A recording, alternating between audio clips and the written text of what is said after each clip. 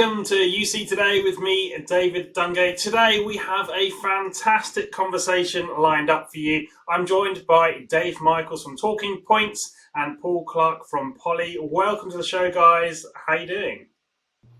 I'm doing absolutely fantastic. It's great to be here. Not spoken to you for, must be a couple of weeks, David. So it's nice to catch up with you again.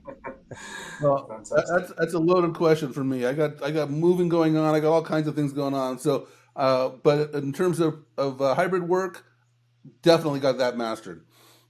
Fantastic. Hybrid work really is working from anywhere, isn't it? So it's good to see that in Working from action today. yeah. Okay. Well, before we get into our conversation, we're going to be talking about culture and hybrid working today. Let's do a few introductions before we get into that. Paul, do you want to kick us off? Tell us a bit about yourself and Polly. Yeah, sure. So I'm Paul Clark. I've been with Poly for, get this, 28 years. I joined in 1994. Sadly, not straight out of school. So some experience elsewhere. It's really in the technology space. And having been in Poly 28 years, I've seen huge change in the collaboration industry. I did see a massive change back in about 2010, 2011. And that was following the financial crash that many people will remember. And as a consequence of that, Plantronics, as it was then, moved into a form of hybrid working model. So we were one of the early adopters of it. And I remember going and speaking to lots of companies about what hybrid looked like, and why it was beneficial and why they should all do it. And so many companies told me, that's great, but it's not for us. We can't do that here. Look at where we are now. Every company has moved to some form of hybrid working, and so the conversations have really moved on, but we've still got some challenges, and that makes this industry really quite exciting. So yeah, lots to do. Dave, tell us a bit about yourself and TalkingPointz. Hi, I'm Dave Michels. I'm my brand is TalkingPointz. I closely cover, monitor, analyze the enterprise communications sector and the trends and what the vendors are talking about, et cetera. And it's funny because the industry has been talking about things like remote work, as Paul said, for decades, but it was always the exception, not the norm. And that, of course, changed over the past few years. And we learned a lot. Actually, I think we learned a lot, and we learned what we're good at, and what we're not so good at. And so I think it's a really interesting and timely topic because it's time to figure out how to fix what we're not good at. One of the things I did notice, Dave and David, was the so it used to be back in, as I was giving the example, 2011, 2012, talking to companies about, getting your employees out of the office, so hybrid working or work from home and all those sort of things, and it was, for many, it was a hurdle they weren't willing to jump, and now it's funny because what I'm seeing the big challenge for business is actually the other way around, is everyone's tasted those sweeter meats, everyone's worked from home. The challenge now companies are facing is getting folks back into the office. So it's almost the inverse of what was experienced before. And so, the challenge for many companies nowadays I'm seeing is to make hybrid working, which we've all, accepted is here. It's not the future, it's now. We're all doing it. But having hybrid work include a portion of return to the office, getting back into the office, because frankly, hybrid working without the office is just remote working, and that's not really, a fully balanced approach to business. So real big challenges for companies, and how do you attract people back into that workplace?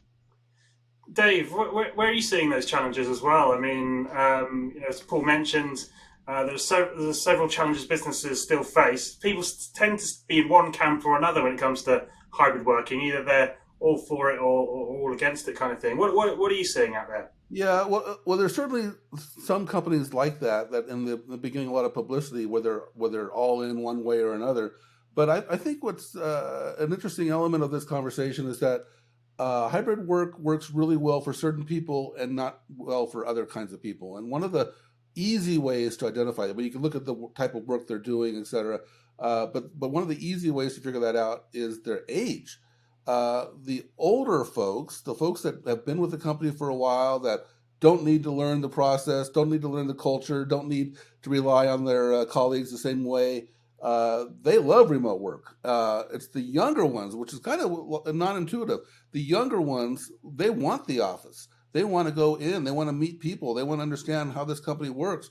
And so we haven't nailed. That's what I was saying earlier about we've nailed certain things. We've nailed the formal meeting. We've got the formal meeting down pat. We could do that remotely. Conversations like we're having right now, sharing slides, doing a presentation. We've nailed that.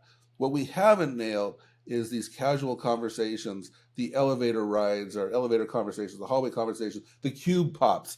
We haven't nailed all that stuff.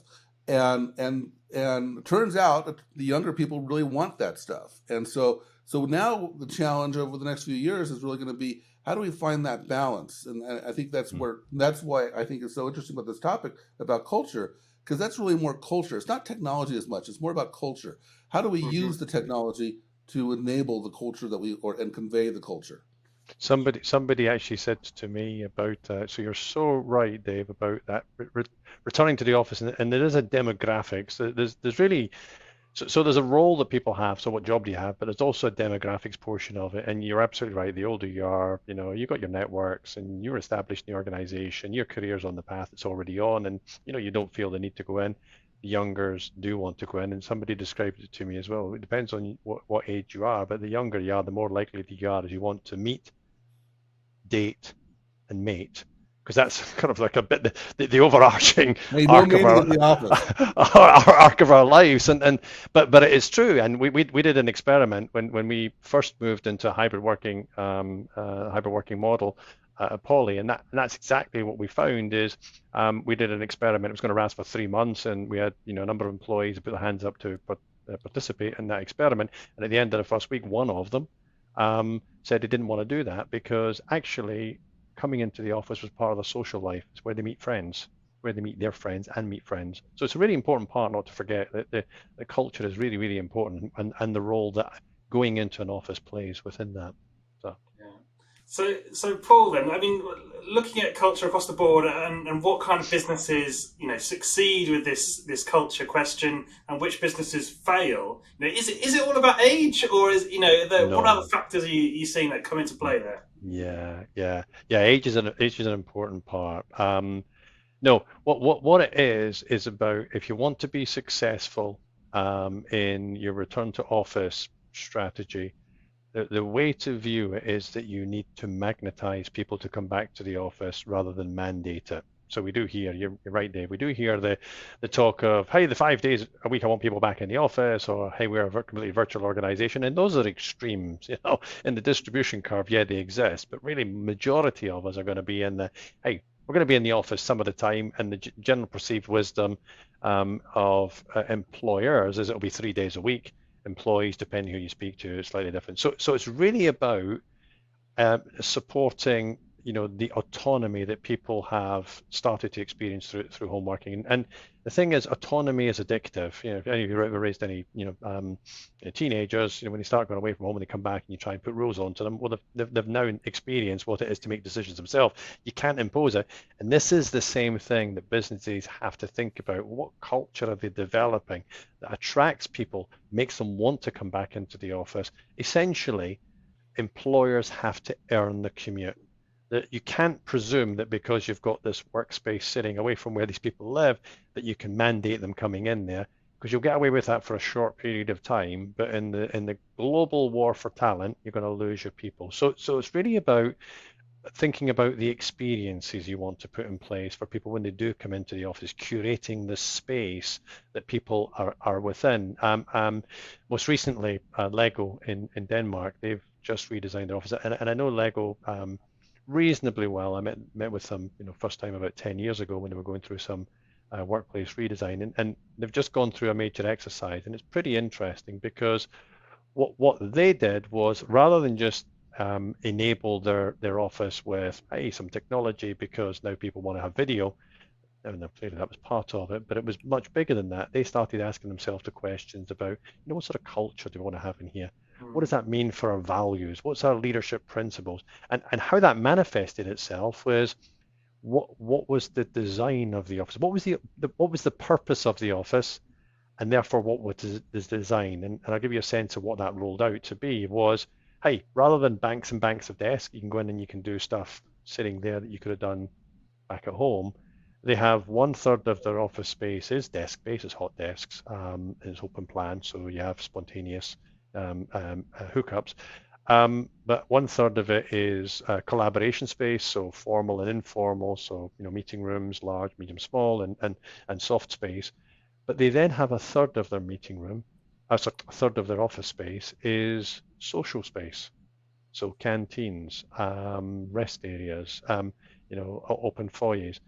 Realizing that a large part of what you get in the office is the things you didn't plan for, but it's the things that make you feel that it was worth the commute. It was valuable to go in. So it's not just about turning up to have a meeting and then going home, because that always seems like a bit of a waste of time, but it's about going in and maybe bumping into people, the spontaneous interactions, which are really powerful in an organization, and no one's yet quite figured out how to replicate that using technology. So coming back to the question, it's got to be about, success is about having the things available in the office, the experience that people get inside the office that they wish. So magnetizing them and drawing them into that, rather than saying you've got to come in and sit at your desk, because that's going to fail. So Paul, what you're saying about Lego is that they took a building block approach, and they took There you collaboration go. and Exactly. productivity and social as the building blocks. And I think that's a really important point, because we didn't really think about what the office did before. We just went to the office. We just kind of went and did our thing, and we did our work, and we met people. We had social interactions, and we had collaborative events at the office. But when we never really questioned what was the office for, because it was just there. And so now that we have to kind of reevaluate these things, we have to really think about what the office does. And so if the office is now an optional piece, we have to figure out how to address those things. Now, I said earlier in the beginning of this conversation that we've been doing this for years and years, but it wasn't mainstream. And so we've actually got lots to learn from. And so, one of the people that have been remote for a long time have been the salespeople. And the reason that they're remote is because we value in-person interactions, and they just have to be in person with the customers, not in person with the colleagues. But the way that model works is that we have things like sales kickoffs and training events, and we keep on bringing those salespeople together, and we keep on building culture, and they get to meet each other, and we're trying to find that balance. So we have to kind of do that same thing on a massive scale now, not just with the sales department, but with lots of employees, all employees. If they're going to be remote a part of the time, how do we get them in? And so one answer is, like you said, having an office that encourages you to come in, and there's maybe a schedule, and you meet your colleagues and whatnot. But there's other ways of doing that too. And it could be events, it could be training programs, it could be, because some offices are completely going away. Some companies have said we're going to be 100% remote. But that doesn't mean that they're eliminating their in-person events. They're still getting together at least once a quarter or once a month and trying to figure out, maybe it's in a hotel, but trying to figure out culture. And I think that's a really important part of the recipe. Yeah, I think you're right there, Dave. And I think the Lego examples is great, actually, because they're considering not just culture and technology, but culture and technology together, and how those two things blend to get the best result, which I think is incredibly important. One of the things that I've seen in organizations when you're designing for, you're trying to build out your route map to, what sort of culture do you want to have? How do you develop an organizational strategy that will blend office as well as home, as well as third location, and it really boils down to what I call the 3 Cs. And the 3 Cs are pretty important. The first thing I think we're talking about is the culture, and what is the culture of the company. And it goes back to what I was saying earlier on about okay, so what does that mean for your values, your leadership principles? What do people expect from the company? What do they expect from you, from the company? And that's really, really important. That's at the core, if you like, the absolute kernel of what a company is. And then you look at the composition. We just talked about, the demographics. I talked a little bit about the jobs that people do. So different jobs require different types of space, head space as well as, physical space. So you've got composition, and then the third C is completeness of view. So it's then looking broadly at the whole organization and saying, okay, so HR perspective here, IT perspective here, the workplace services or facilities perspective, and then you broaden it out to the users, if you like, more broadly, sales, marketing, finance, operate, and so on and so forth. So if you go through culture, composition, and completeness of view, those three C's really start to open up the hey, what is this business about, and what do we need by way of a supported workspace to drive success, and office as a portion of that. And if I'm sure I was to go back and look, and we talked about Lego, but other companies, if I was to go back and look at companies that have done return to office, hybrid working successfully, it will be companies that have done that. And I can already see when we started to see offices open back up and people going back, I saw three types of companies. One group of companies, I called them the facilitators. They basically would say, well, they've got the existing workspace and they would put technology in place, and that technology would make everything work. And it plays an enormous part, but that was part of what they were doing. Then other group of companies in another phase were what were called enhanced enablement. They were thinking about, well, not all meeting rooms are the same. We need different, size of cameras and speakers and so on. We make in Poly lots of different technology for those different types of spaces. And then you got the third group of companies in that phase I called enlightenment. And the enlightenment phase, when I went and studied it, those projects were much longer, but they absolutely were about HR and IT, and if you like, they were walking down the path without realizing it of what I'm calling the three C's, and so a complete reopening of the office as part of a hybrid working strategy really involves a consideration of those three C's to be successful. So we've been talking a lot about hybrid working culture, and it's really interesting actually. Like 2 years ago, when we entered that crazy time around the pandemic, our views on what hybrid working was a certain viewpoint at that point. We have gone through all this learning though, as Dave said. So I guess Dave, I mean, as we stand here today, getting into the end of 2022, what are you seeing today in the hybrid working space you didn't expect, and what are you looking for in the future? How do you perceive this hybrid working world? What is it going to look like? Yeah, it's interesting. For quite some time, on Twitter, we've been using the hashtag future of work, and now all of a sudden it's the future of the office. It's a little bit of a change there, but a lot has changed. Obviously, is what we've been talking about. I would say that the difference between the future of work and the future of the office is the future of work was much more about workflow, and we were trying to figure out what software should how software should interface or interact with each other. And the future of the office is much more about collaboration, which is a great topic for the enterprise communications industry. And one of the big shifts that have occurred in the past few years has been a big switch for the vendors, companies like Poly, that used to only make room systems, have really expanded into the desktop and personal systems. And then, of course, Poly did the merger with Plantronics, and so that includes the headphones as well. But it's not just Poly. A lot of these companies have switched from just a room environment to the personal environment, and that personal environment can work certainly at the office, but at home, and often more equally importantly at a coffee shop or at a hotel and things like that.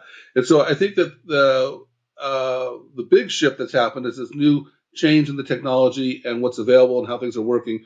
The bar has gone up. I mean, video communications are no longer something that people. One, it's much more mainstream than it used to be, and two, people actually embrace it. People used to always really kind of freak out with video. Let's say 5 years ago, and it'd be much more common. Or still, audio conferences were still common. Even today, when we go into an audio conference mode, like in a video conference, and everybody turns off their camera, we're still using the video technology, and that's becoming much more accepted and normal. And so the video technology has gotten pervasive. It's gotten better in terms of the quality of the video and the user controls and the quality of the audio. People don't realize that audio is probably the most important part of a video conversation. If the video doesn't work, the meeting still goes on. If the audio doesn't work, the meeting's over. So audio is incredibly important. And, again, I'm going to talk about Poly since they're here, but Poly has done some incredible things with the acoustic fence,